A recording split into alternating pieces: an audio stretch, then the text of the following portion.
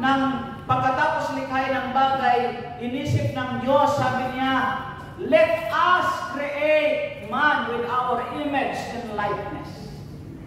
Likhain natin ang tao na ating kawangis. Sabi niya, likhain natin. Gumamit siya ng plural, natin.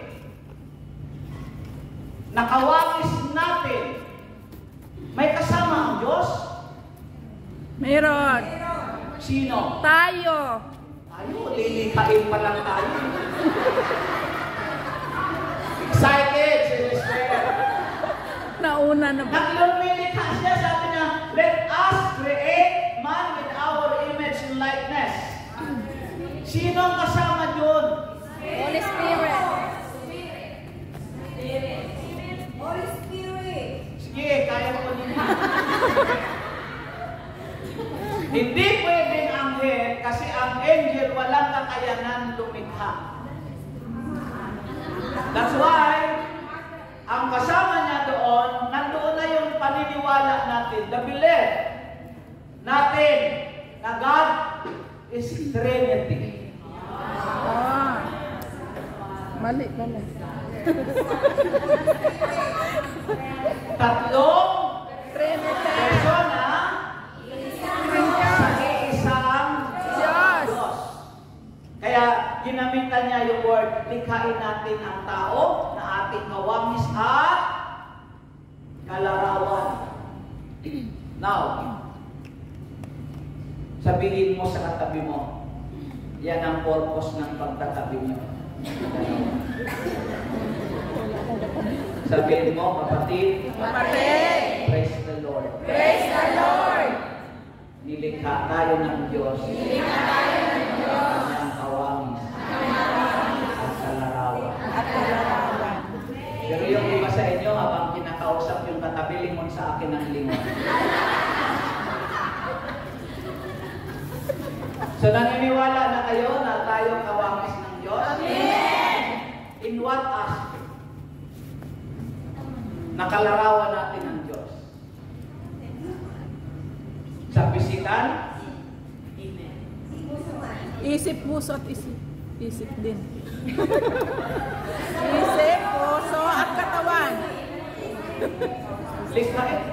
Tandaan nyo, lumilikha siya. Lumilikha ng tao. Katawan. At ang paglikha ng tao mula sa... Alam mo. Sige po. Maganda po yan, may halo-halo. Das. Mula sa tadyang ni Adan. Iba tayo sa tadyang. Tadyang mo tayo man. So lilikhain niya yun, lilikhain niya. Si Adan lang naman yan. So ano yung kawangis natin? Ano yung kalarawan? Ang Diyos. Mukha? Physical? Lahat. Kung physical ang pangunawa natin, nakawangis natin siya at kalarawan natin ng Diyos, pakitingnan saglit ang iyong katabi. Pakitingnan lang, pakitingnan. Bigyan nyo ng mga 5 seconds. 5, 4, 3, 2, 1. Nakikita nyo ba nakamukha siya ng Diyos? Amen! Ako, hindi ako papaya, nakamukha ko ang Diyos, kawawa naman ang Diyos kung kamukha natin ang Diyos. Tingnan mo muli ang katabi mo, di ba? Sa mukhang niyan, di kawawa naman ang mukha ng Diyos ang kawawis natin.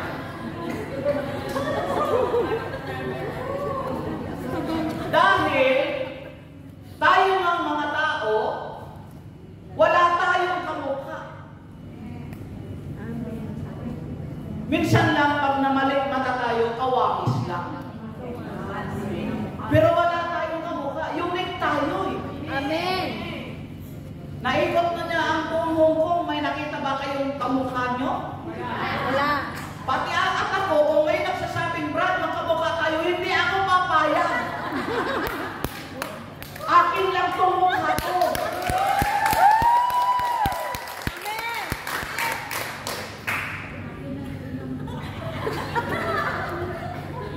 Huwag mong ipapalit yan. Perfect tayong nilikha ng Diyos. Amen!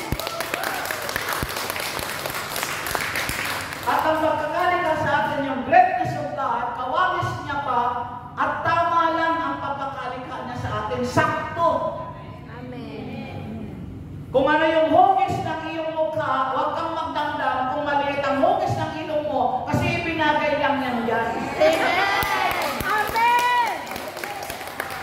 Yung iba, hindi pa makontento, gusto pa magpalungos. Pasalamat ka. Amen. Dahil lahat ng tao, magkaiba man ang mukha, pero eksakto ang ilong niya, lahat tayo nandito. Wala pa akong nakitang tao na ang ilong nilagay sa bato. Basta sarap. Diyos ko, salvo ng Diyos. Kung nilagay ng Diyos yan sa bato, ang purpose ng ilong, pagkakain ka, maamoy mo yung langap, sarap. Amen. At kung panis ang kakainin mo, yung ilong ang nagdidetermine. Amen. Amen. Eh kung nilagay yan sa likod, ang tagal mo kumain. Kakain ka, dadalhin mo sa likod para ano din, ibabalik mo sa bibig. Hirap. Tapos ang tama lang ang butas niya nandito sa baba. Huwag niyo nang pakialaman yung butas ng ilong ko kasi kayo may butas na natin. Sabi kasi yung iba, yung pretzel natin, ang laki ng butas ng ilong. Eh ikaw nga, maliit eh. Mas maganda Diba? yung malaki. Lahat tayo nandyan yan nakalagay. May nakita na ba kayo na ang butas nandito sa ibabaw? Wala. Hindi pa gumambun-ambun yan para yan ang kabutihan ng Diyos. Amen. Kaya dahil yan ang kabutihan ng greatness ng God na ginawa niya sa atin, unique tayo, no one can wala dapat may isa man mamintas ng mukha ng iba. Amen. Amen. And you know what? Ang kawangis, ang image and likeness na ginawa ng Diyos, yung very character of God. Amen. Yung pinakaugali ng Diyos, ang iwinangis niya sa atin. Amen. Ang Diyos ba ay mapanira? Hindi. Kawangis ba natin ang Diyos? Amen. So, ibig sabihin niya, hindi na tayo mapanira. Amen. Alamin mo ang sarili mo, kung hindi ka na mapanira, kawangis ka na ng Diyos. Amen.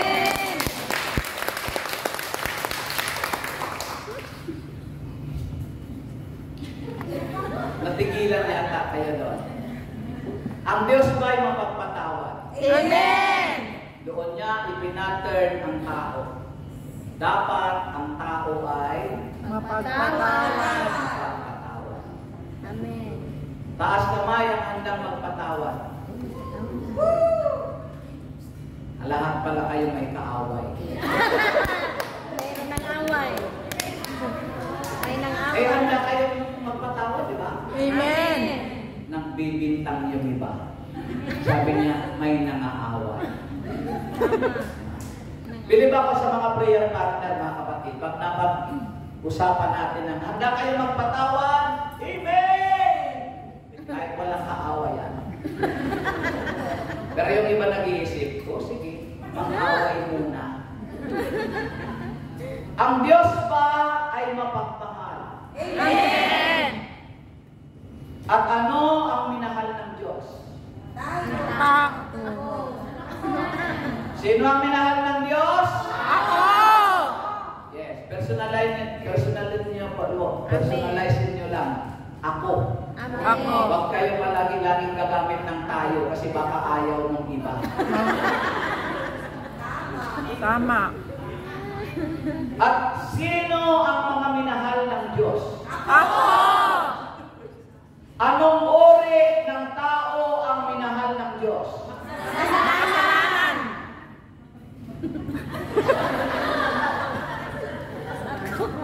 Yun ang nature ng kanyang pagmamahal na ipinaturn sa atin. Yun ang greatness of God. Amen. Amen po? Amen. Ang minahal niya, mga taong hindi karapat-dapat mahalin. Amen. Mga taong naging kaaway niya. Tama po kayo. Ang hirap pong mag-amen sa kaaway. Kaya wala ako kayong akong narinig na amen. Minahal niya ang kanyang mga kaaway. Amen. Dahil ang marami po ang sagot yan, kibit balikan. Ang daling mahalin ang mga taong may isusukli sa iyo. Ang sarap mahalin ang mga taong alam mong karapat-dapat siyang mahalin. Pero may utos ang Diyos na ang hirap gawin. Pero ang bilis mag-amen. Ibigin mo ang iyong mga kaaway. Sabi ko sa iyo, ang bilis natin mag-amen. Pero bang isang sakawan, ha? Nakatingin ka sa di kalayuan, nag-iisip ka. Sa kabila ng lahat,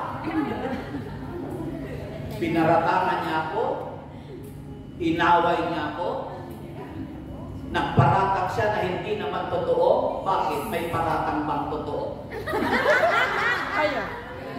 Kaya yung nagpaparatang, ang mga taong mapagparatang, kulang ang isip. Amen. Parang hindi kayo sang-ayon? Amen.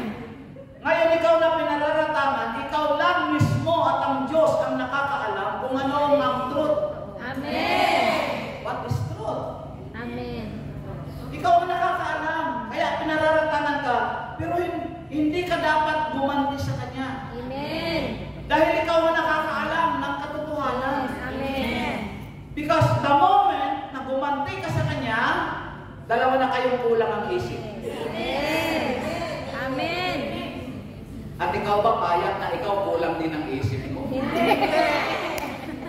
Hindi ka na yung nilikha ng Diyos, na ang pattern na nilikha ng Diyos, isip ng Diyos. Amen. Amen po? Amen. Total, nangako naman ang Panginoon. Never to retaliate against your brethren. Dahil siya itong nangako. The vengeance is mine. Amen. Nasa akin ang pag-ibig. Yes. Amen. Kawangis, sabihin niyo kawangis.